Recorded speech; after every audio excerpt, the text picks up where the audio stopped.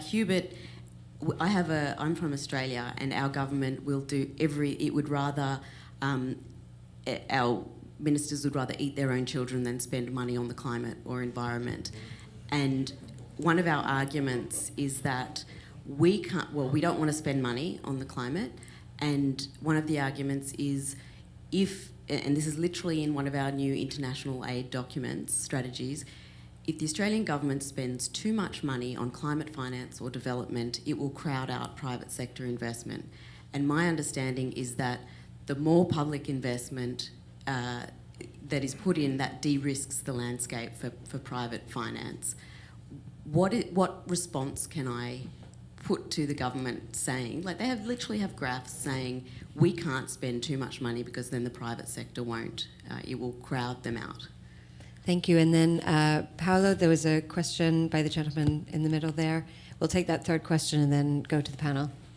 Sure. My question was also for Dr. Danso. I was at an event yesterday and heard from Norges Bank, which is the operator of Norway's sovereign wealth fund. They spend such a tiny fraction of their investments on emerging markets, particularly in Africa, Southeast and South Asia. I mean, it's shamefully tiny. So I'm just wondering if you could elaborate. You mentioned the climate investment statesmanship. I mean, what would that look like? Maybe a bit more on what you would hope to achieve or what that might look like. Thanks. I think I'll try to combine because there are some similarities between what Australia could do as well as what Norges could also do. And I think Australia is very known and respected for its prolific pension fund and institutional investment community. And I think you actually coined the phrase PPP out of Australia. So we obviously have public-private partnerships that we're all aware of, that we take the view that are not going to be appropriately fit for the future to be able to mobilize private capital at scale or have that capital deployed, because it's a very slow process that hasn't really been successful. But in Australia, you came up with another version of PPP. You called it pensions public partnerships. And you were actually asking the government to work with you under Ambassador Hockey at the time, when he actually hosted we all know Joe, the champion of mobilizing institutional capital and aligning interests with government capital. And we also know Martin Weidler, who's just the chairperson now, probably using the wrong name, of the institution that's actually been set up to catalyze private capital, and it's actually been capitalized in many respects by the government as a strategy and as an instrument to crowd in more institutional investment to help with the transition. So we actually think that those are reasonable and applicable, and they have good potential as models. If you sort of draw some comparison with the Inflation Reduction Act, I mean, we in the continent now are putting together our own version of the Inflation Reduction Act, as the EU has put together its own version, the Net Zero Industry Act under the Green Deal. Why? Because America's been able to mobilize $500 billion of commitments in 12 months, and Africa mobilized less than that in foreign direct investment for all sectors over the last decade.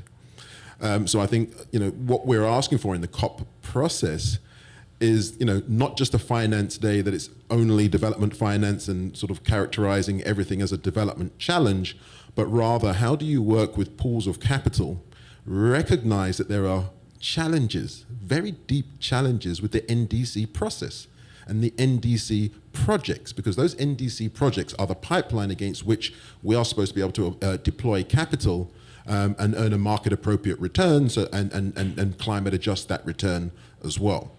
And what we're seeing is a lot of the NDC projects are being funded by technical assistance and MDB type instruments. And as a consequence of that, where we think we've got a $3 trillion pipeline, why isn't the money flowing? It's not flowing because the grant givers are ensuring that the projects are designed for their instruments. So they are not bankable. So that is the fundamental flaw of everything that we're trying to do, everything that we're trying to say. The institutional investment community commanding $150 to $200 trillion that could make a percentage of that available and close this financing gap are being marginalized. So we've asked COP, for example, to have an investment day where we bring that $150 to $200 trillion to the party. we're being told no, MDBs are leading the agenda. MDBs are a collective $1.5 trillion as a balance sheet, and they have the mobilization ratios of 0.5 out of 10, when they need to be much higher. So I think fundamentally, I'm not sure how we get to the point where we all have to move our feet. We all like to be in rooms where we dominate a conversation, but in this we all have to work together because we're interconnected, and there's high degrees of interdependency. And I think that is part of the reason why the likes of the Norges banks of this world and other institutional investors are not investing in developing countries, because the development agenda has, enjoys seeing emerging markets, developing countries in a position that they're comfortable with. And I think if you look at the green industrialization and the increasingly multipolar world that we're living in, you're going to see a reconstellation of economic and sort of climate contributions from other parts of the world. And I just don't think that a lot of markets are ready for that. That is why we need institutional investor-public partnerships, probably very similar to what was initiated in Australia, where pools of capital work with governments on a strategic plan where that capital is most appropriate, where interests and risks can be shared and aligned. And then you save government resources to be able to do things that private capital can't do. I guess just to build on that, and thank you, and sorry if anyone's asking a question, but so our government uses those partnerships to divest itself.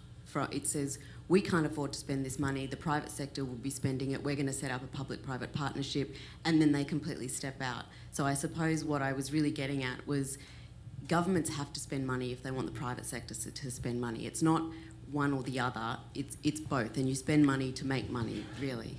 Yes, not only do you spend money to make money, you should actually be borrowing to invest money.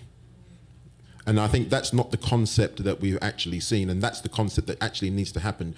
We know exactly the quantums that we need, and then we sort of come to the table and make these very low ambition commitments. Why? Because we say, this comes from our development budget, and we're going to increase our development budget to X, knowing that there's a big gulf and a huge gap, when really we could be going to the markets and borrowing to invest and getting a return to invest and sending a different market signal.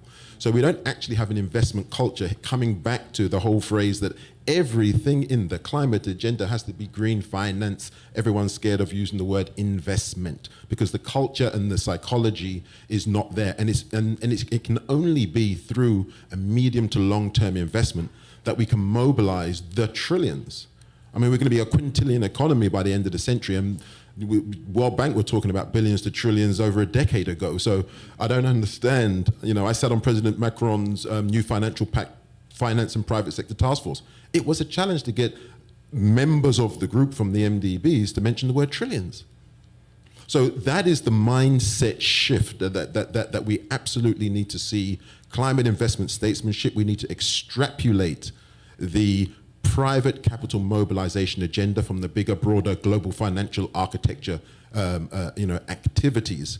And the capital is there. We just need to be able to design the transactions so that they can align with the mandates, the fiduciary mandates of the capital, and we can close that gap.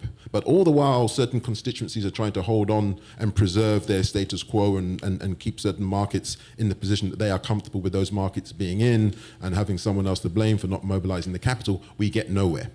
It doesn't suit us as investors because we don't want stranded assets. We want to contribute towards sustainable development and growth, both on the SDG side and on the climate side. And I think that coming together, we need to have that as a bilateral between institutional investors commanding those pools of capital and heads of government that have that mandate and sovereign responsibility. And I think that's the way we have to completely change the dynamic and the conversation. And